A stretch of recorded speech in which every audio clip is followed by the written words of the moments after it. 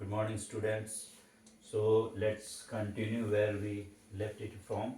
जहाँ हमने छोड़ा था वहाँ से एक बार फिर से इसको स्टार्ट करते हैं. जस्ट रिकैप, ये हम चैप्टर 4 पढ़ रहे हैं, क्लास 9th CBSE बोर्ड और साइंस सब्जेक्ट के हम चैप्टर्स उठा रहे हैं. ये चैप्टर 4 है, structure of the atom. 3 chapters हमने ऑलरेडी कवर कर रखी है और स्ट्रक्चर ऑफ द एटम जो 4th चैप्टर है इसको भी हमने उठा लिया है. अब उसी का दूसरा पार्ट, दूसरा सेक्शन आ जाए. एक पार्ट हमने ऑलरेडी कवर कर रखा है. आज दूसरा पार्ट हम कवर करेंगे एटॉमिक मॉडल्स के बारे में. एटॉमिक मॉडल्स भी इनफैक्ट हमने शुरू करके काफ़ी हद तक इसको स्टार्ट भी बिगिनिंग दे दी है. तो एटॉमिक मॉडल्स में 3 तरह के एटॉमिक्स के मॉडल दिए गए थे. थॉमसन्स मॉडल, रदरफोर्ड मॉडल्स और बोर्स मॉडल. तो थॉमसन्स मॉडल हमने स्टडी कर लिया है, उस पर सारा डिस्कशन हो गया है. अब हम रदरफोर्ड मॉडल पे आज के इस वीडियो में डिस्कस करेंगे और एक रह जाएगा बोर्स मॉडल. 3 ही मॉडल्स पॉपुलर हैं इसमें एटम्स के स्ट्रक्चर के रिगार्डिंग, जिसमें से एक थॉमसन्स मॉडल ऑलरेडी हम डिस्कस कर चुके हैं. आज रदरफोर्ड मॉडल डिस्कस करेंगे और इसके बाद नेक्स्ट अपकमिंग सेशन में तीसरा वाला बोर्स मॉडल डिस्कस करेंगे. ठीक है, तो थोड़ा सा ओवरलुक कि होता क्या है और किस तरीके से हम इस टॉपिक तक पहुँचे. तो हमारे जो भी फोर फादर्स थे उन्होंने चारों तरफ देखा, एक क्यूरियोसिटी पैदा हुई कि हर चीज़ कैसे बनी हुई है. लोगों ने बहुत सारे एक्सपेरिमेंट करे, लॉजिकल अप्रोच रखे, तर्क वितर्क करे और पाया कि सब कुछ जो कुछ भी दिख रहा है वो एटम्स से बना हुआ है. अब एटम से छोटा कुछ भी नहीं है. उनका ये कहना था कि एटम से सबसे छोटी चीज़ है. सारी चीज़ें जितने भी हम देख रहे हैं, सॉलिड, लिक्विड, गैस, मैटर, जो कुछ भी है सब कुछ एटम से ही बना है. अब एटम के डिफरेंट अरेंजमेंट की वजह से बना है. जो भी है वजह एटम है. जैसे घर बना हुआ है तो सारा घर ब्रिक्स, ईंटों से बना हुआ है, वैसे ही सारा जितना भी मैटर है सब कुछ एटम से बना हुआ है. सबसे छोटी चीज़ एटम है, कुछ भी बना हुआ है. तो इसके बाद क्यूरियोसिटी कभी रुकती नहीं है. क्यूरियोसिटी आगे बढ़ी कि देखते हैं और एक्सपेरिमेंट करते हैं, हो सकता है ऐसे भी कोई छोटा मिल जाए. तो साइंस के नए नए इंस्ट्रूमेंट्स आए, डिस्कवरीज हुई और पाएगा कि हाँ जी, एटम से भी छोटी छोटी चीज़ें हैं. एटम को भी तोड़ा जा सकता है, उससे भी छोटी छोटी चीज़ें होती हैं. तो एटम से जो छोटी चीज़ें हुई उनको सब एटॉमिक पार्टिकल्स बोला गया. यानी एटम से भी छोटी चीज़ें हैं, एटम को भी फर्दर ब्रेक डाउन किया जा सकता है और एटम भी इनफैक्ट छोटी छोटी चीज़ों से, उससे भी फर्दर छोटी चीज़ों से बना हुआ है, जिसको कि सब एटॉमिक पार्टिकल्स बोलते हैं. अब सब एटॉमिक पार्टिकल्स जो है उसकी डिस्कवरी शुरू हुई और उसके ऊपर रिसर्च शुरू हुआ. तो सब एटॉमिक पार्टिकल्स क्या है? इलेक्ट्रॉन, प्रोटॉन, न्यूक्लियस, ये सब चीज़ों के बारे में पता चला और एक्सपेरिमेंटेशन शुरू हुआ. तो अलग अलग उस समय के जो भी साइंटिस्ट थे उन्होंने अपने अपने प्रोजेक्ट सामने लाए, अपनी अपनी थ्योरीज रखी कि अच्छा जी, एटम को अगर तोड़ा जाए तो उसके जो सब एटॉमिक पार्टिकल्स हैं वो कैसे दिखने में होते हैं, कैसे बने होते हैं, स्ट्रक्चर कैसा होता है उनका और अरेंजमेंट कैसा होता है उनके जो कॉन्स्टिट्यूएंट पार्टिकल्स हैं. इसके ऊपर उन्होंने अपनी अपनी विचार रखे, पास्टुलेट्स दिए और एक्सपेरिमेंट किया. उसको सही या गलत साबित करने के लिए अपने प्रूफ्स दिए. ठीक है जी. तो 3 जो महान साइंटिस्ट थे एटम के रिगार्डिंग, जिनकी डिस्कवरीज हुई और जिन्होंने बताया, वो थे जे थॉमसन, रदरफोर्ड और तीसरे नील बोर्स. ठीक है. तो इनकी थ्योरीज को पॉपुलैरिटी मिली और एक्सेप्टेंस मिला. थॉमसन्स मॉडल में बोला गया, जे थॉमसन ने बताया कि एटम के अंदर, जैसे यहाँ पे मैंने लिखा हुआ है, प्रोटॉन होता है और इलेक्ट्रॉन होता है. चार्ज पार्टिकल्स होते हैं एटम के अंदर, इन्होंने बताया. तो चार्ज पार्टिकल्स कौन होती हैं, यानी सब एटॉमिक पार्टिकल्स कौन होती हैं? प्रोटॉन होता है और इलेक्ट्रॉन होता है. अब एटम के अंदर प्रोटॉन और इलेक्ट्रॉन कैसे रहते हैं? तो उन्होंने बताया कि भाई ये वाटरमेलन की तरह होता है, तरबूज की तरह होता है. अब देखो, एक तो होता है तरबूज जिसके अंदर पूरा वेल पैक्ड है, उसके अंदर खाली स्पेस नहीं है. और एक फुटबॉल होता है, सॉकर या फुटबॉल हो गया, जिसके अंदर क्या है? एयर है, सिर्फ स्पेस ही स्पेस है, खाली जगह है. और वाटरमेलन क्या है? बिल्कुल पैक्ड है. तो उन्होंने बताया कि जो एटम के अंदर प्रोटॉन और इलेक्ट्रॉन होते हैं वो पैक्ड होते हैं, वाटरमेलन की तरह होते हैं. उसके अंदर खोखली जगह नहीं होती, खाली जगह नहीं होती, पूरा पैक्ड होता है. एटम के अंदर कुछ ना कुछ मटेरियल भरा होता है. और जो सबसे ज़्यादा मटेरियल भरा होता है, अमाउंट में जो सबसे ज़्यादा होता है वो है प्रोटॉन, और जो कहीं कहीं थोड़ा थोड़ा होता है एटम के अंदर, उसको बोलते हैं इलेक्ट्रॉन। ठीक वैसे ही जैसे कि वाटरमेलन है, वाटरमेलन का जो रेड वाला एडिबल पार्ट है जो हम खाते हैं, वो मैक्सिमम पोर्शन में होता है, सबसे ज़्यादा वो खाने वाला एडिबल रेड वाला पार्ट ही होता है, तो वो होता है प्रोटॉन। और उसके जो सीड्स होते हैं वाटरमेलन के अंदर, वाइट या येलोइश वाइट, वो क्या होते हैं, इलेक्ट्रॉन होते हैं। तो उन्होंने वाटरमेलन का कंपैरिजन करके बताया कि जो मैक्सिमम जो पोर्शन है वो प्रोटॉन है, और जो कहीं कहीं बिखरा पड़ा है उसके अंदर सीड लाइक, वो क्या है, इलेक्ट्रॉन है। उन्होंने प्रोटॉन और इलेक्ट्रॉन दो ही चीज़ों की बात करी थॉमसन ने। तो उसी दौरान बहुत सारे एक्सपेरिमेंट चल रहे थे, तो कुछ ऐसे एक्सपेरिमेंट हुए जिसमें कि इनके अलावा भी कुछ चीज़ों के होने का एक अंदाज़ा लगा। ठीक है, तो हुआ कि नहीं नहीं, इनके अलावा प्रोटॉन और इलेक्ट्रॉन के अलावा भी चीज़ें हैं। तो कुछ इस पे क्वेश्चन उठे, क्योंकि लॉजिक होती है ना, तर्क वितर्क होते ही, कोई नई चीज़ आती है तो कुछ लोग पक्ष में खड़े होते हैं, कुछ लोग विपक्ष में खड़े होते हैं, सब अपने अपने तर्क और सबूत देते हैं। तो उनके कुछ लिमिटेशंस आए, जिसके बेसिस पे हुआ कि नहीं नहीं, तीसरी चीज़ भी है, और एक्सपेरिमेंट से ये चीज़ें सामने आने लगी।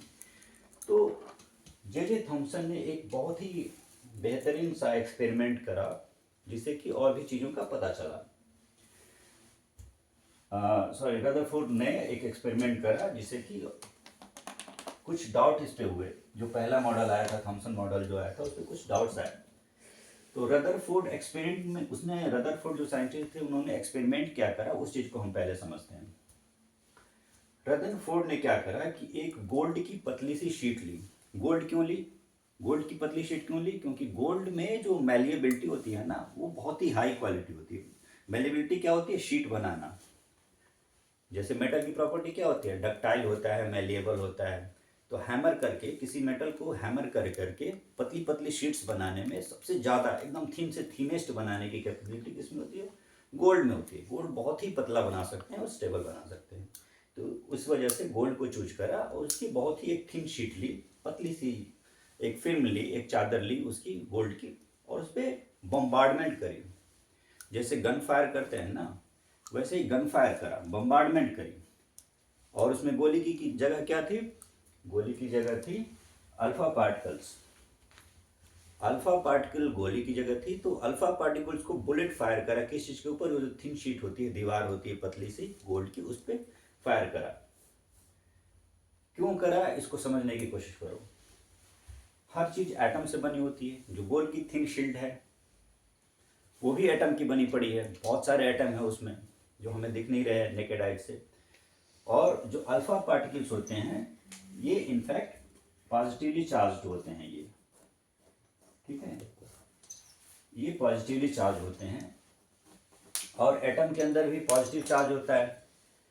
तो ये हुआ कि अगर अल्फा पार्टिकल्स को एटम के ऊपर बम्बार्डमेंट करेंगे, तो जैसे होता है ना, कोई चीज़ टकरा के वापस लौट जाती है, तो उस वजह से अगर लौट के आई तो क्या होगा, नहीं लौट के आई तो क्या होगा, इस तरह करके एक्सपेरिमेंट करा उन्होंने।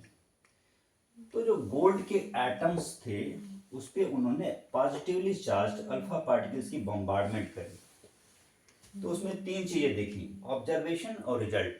दो, कभी भी हम एक्सपेरिमेंट करते हैं तो पहले क्या करते हैं? पहले हम दिमाग में लाते हैं कि ये एक्सपेरिमेंट हम क्यों कर रहे हैं। क्यों कर रहे हैं? कुछ जानने, कुछ समझने के लिए कर रहे हैं। अब जब एक्सपेरिमेंट करा तो हमें कुछ चीज़ें दिखी, ऑब्जर्वेशन हमारी भाई। तो हमारी ऑब्जर्वेशन क्या रही, उसको हमने देखा कि ये ऐसे ऐसे एक्सपेरिमेंट करा तो उसके रिजल्ट ये आ रहे हैं। अब ऑब्जर्वेशन जब आया तो उसका कुछ मीनिंग होगा, ठीक है ना। कॉज एंड इफेक्ट होता है कि अगर दुनिया में जो कुछ भी हो रहा है उसकी एक रीजन है, उसका एक कॉज है, उसी का इम्पैक्ट है, उसी का रिजल्ट, सारी चीज़ें हैं। ठीक है, तो जैसे हम खाना खा रहे हैं तो इसकी वजह से हमारी लंबाई चौड़ी बढ़ रही है, या फिर हमारी एनर्जी बढ़ रही है। ठीक है ना, तो हर चीज़ की एक वजह है। नहीं खाएंगे तो हमारी एनर्जी नहीं रहेगी, मर जाएंगे, कुछ भी हो सकता है। तो हर चीज़ का कॉज एंड इफेक्ट है। तो अगर हम ये देख रहे हैं कि कोई चीज़ हैपन हो रही है तो उसके पीछे लॉजिक है, कुछ रीजन है।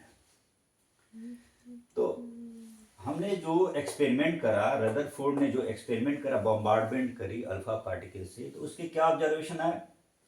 जो मैक्सिमम अल्फा पार्टिकल्स थे वो सीधे सीधे पास थ्रू हो गए, यानी 80% जो अल्फा पार्टिकल्स थे वो सीधे सीधे गुजर गए एटम के थ्रू।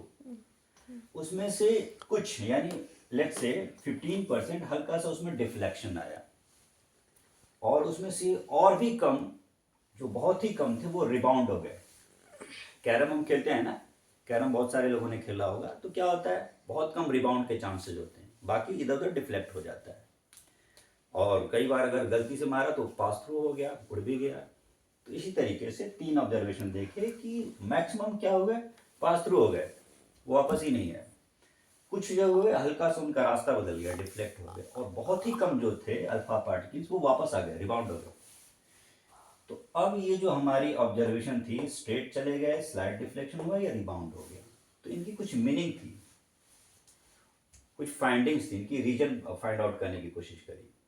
तो मीनिंग ये निकला कि जो एम्प्टी स्पेस मैक्सिमम जो था ना, सारा का सारा निकल गया। इसलिए निकल गया क्योंकि उसके अंदर एम्प्टी स्पेस था। फुटबॉल है, फुटबॉल के अंदर अगर कोई तीर मारोगे, लेट से यही एक्सपेरिमेंट वाला सपोज करो, आप फुटबॉल ऐसे हाथ में ले रहे हो, बाहर से कोई अल्फा पार्टिकल के तीर मार रहा है, तो मैक्सिमम तीर गुजर गए या सारे ही तीर गुजर गए, मतलब क्योंकि अंदर उसमें टकरा के लौटने वाला या डिफ्लेक्ट करने वाला कुछ सिस्टम नहीं है, ठीक है ना, वो पूरा पूरा खाली है। तो इस वजह से मैक्सिमम बाहर निकल गए। इसका मतलब ये है कि मैक्सिमम जो एटम के अंदर जो जगह है वो खाली पड़ी है, कुछ नहीं है उसके अंदर। थोड़े जो थे उससे ज़्यादा या उससे कम कह लो, वो हल्का सा डिफ्लेक्ट हुए। हल्का सा डिफ्लेक्ट क्यों हुए, उसका ये रीजन समझ में आया कि ये पॉजिटिव चार्ज हैं, इसके बीचों बीच कुछ ऐसा है जो उसको हल्का सा अट्रैक्ट कर रहा है या फिर रिपेल कर रहा है, ठीक है ना। वो सीधे सीधे इसलिए नहीं जा पा रहे कि कोई चीज़ है जो उसको, जैसे चुंबक, बीच में मान लो चुंबक पड़ गया, कोई लोहे की तीर आप चला रहे हो, बीच में लोहे का चुंबक बड़ा सा पड़ा हुआ है, तो वो हल्का सा डिफ्लेक्ट हो जाएगा ना। तो हल्का सा डिफ्लेक्शन इसलिए हुआ कि कोई चीज़ ऐसी है जो इसको थोड़ा सा अट्रैक्ट कर रही है अल्फा पार्टिकल्स को, इसलिए वो हल्का सा डिफ्लेक्ट हो गया। अब बहुत ही कम जो 5% या 1%, 2% कुछ कह लो, वो ऐसे थे जो कि वापस मुड़ गए। तो जो वापस बिल्कुल रिबाउंड हो गया, उसका मतलब ये है कि कोई बीचों बीच ऐसी है एटम के अंदर जो कि टकरा, वो अपने थ्रू गुजरने नहीं दे रही किसी भी चीज को, यानी वो एटम के बीचों बीच कोई ऐसी सॉलिड ऑब्जेक्ट है या कुछ ऐसा है जो कि चीजों को गुजरने नहीं दे रहा है, जिस वजह से अल्फा पार्टिकल्स रिबाउंड हो जा रहे हैं, वापस आ जा रहे हैं। ठीक है, तो 3 ऑब्जर्वेशन, स्ट्रेट चली गई, स्लाइटली डिफ्लेक्शन हुआ और रिबाउंड हो गया। स्ट्रेट इसलिए चली गई क्योंकि maximum space, maximum lines straight चली गई, मैक्सिमम अल्फा पार्टिकल स्ट्रेट चली गई, मतलब एटम का ज्यादातर जो स्पेस होता है कुछ नहीं होता, खाली होता है, ठीक है, फुटबॉल की तरह होता है ऑलमोस्ट। स्लाइड डिफ्लेक्शन हुआ क्योंकि इधर उधर कुछ चार्जेस बिखरे होते हैं, जिसकी वजह से अट्रैक्ट या रिपेल हो रहा होता। और रिबाउंड हो गए क्योंकि जो बीचों बीच, जो रेज एकदम एटम के बीचों बीच टकराए, इत्तेफाक से कुछ संजोग से ऐसी भी रेज होंगी अल्फा पार्टिकल्स की जो एकदम बीचों बीच टकराए न्यूक्लियस से, जिसकी वजह से टोटल डिफ्लेक्शन हो गया, रिबाउंड हो गया। तो इसका मतलब कि बीचों बीच एटम के अंदर कुछ ऐसा भारी सा है जो कि चीजों को डिफ्लेक्ट कर रहा है। तो हमने एक्सपेरिमेंट क्यों करा, कुछ समझने के लिए। ऑब्जर्वेशन क्या आया, 3 ऑब्जर्वेशन है, straight, slide, deflection, rebound. Result क्या आया कि एम्प्टी स्पेस ज़्यादा है, थोड़े से चार्जेज इधर उधर बिखरे हुए हैं जिसकी वजह से डिफ्लेक्शन है, और बीचों बीच एटम के अंदर कुछ जरूर ऐसा है जिसकी वजह से चीज़ें रिबाउंड हो रही हैं। तो ये 3 रिजल्ट है 3 ऑब्जर्वेशन की वजह से। ये जो सारा एक्सपेरिमेंट करा, अब इसे रदरफोर्ड ने जो एक्सपेरिमेंट करा, बताया कि देखो, अगर ये वाटरमेलन की तरह होता, पूरा पूरा पैक्ड होता, तो इसका मतलब क्या है, कोई भी अल्फा पार्टिकल गो थ्रू नहीं करती, ठीक है। 80% जो अल्फा पार्टिकल की रेज है वो पूरा का पूरा पास थ्रू हो जा रही है। तो इसका मतलब ये कि खाली उसके अंदर वो पैक्ड नहीं है, पैक्ड नहीं है ना, पैक्ड होता तो बाहर कैसे निकलता, उसके अंदर बहुत सारा ढेर सारा स्पेस खाली है। तो इसका जो एक कारण ये भी था कि थॉमसन्स मॉडल फेल हो गया। थॉमसन्स मॉडल को रिजेक्ट करने का एक रीजन ये था कि अगर ये पूरा पूरा, वाटरमेलन तो पूरा पैक्ड होता है, वाटरमेलन पूरा पैक्ड है, अगर वो पूरा पैक्ड है तो ये रेज मैक्सिमम बाहर कैसे चली आ रही है, ठीक है। तो उसको फेल होने का एक रीजन ये था। तो ये जो सारे एक्सपेरिमेंटेशन करी, उसके बेसिस पे उन्होंने ये पोस्टुलेट्स दिए कि एटम के अंदर सिर्फ प्रोटॉन और इलेक्ट्रॉन ही नहीं होता। एटम के अंदर अभी तक जो हमें पता था, थॉमसन ने बताया था कि प्रोटॉन और इलेक्ट्रॉन होता है। रदरफोर्ड ने जो एक्सपेरिमेंट करा, इससे ये पता चला कि सिर्फ प्रोटॉन और इलेक्ट्रॉन ही नहीं होता, एक तीसरी चीज होती है जिसको बोलते हैं nucleus. There is highly dense centre in the atom. Atom के सेंटर में एक भारी सा ऑब्जेक्ट होता है, डेंस एरिया होती है, उसको बोलते हैं न्यूक्लियस। और पूरा पूरा जो एटम होता है करीब करीब खाली होता है, सारा मास सारा जो उसकी वेट है वो सेंटर में डिस्ट्रीब्यूटर होती है, उसको न्यूक्लियस बोलते हैं। पहला पोस्टुलेट दिया। दूसरा, इलेक्ट्रॉन्स पैक्ड नहीं होते, एकदम से चिपका नहीं होता, पैक्स नहीं, कहीं कहीं इधर उधर बिखरे होते हैं। और तीसरा क्या बताया कि ये जो न्यूक्लियस है वो बहुत ही छोटा होता है। क्यों छोटा होता है?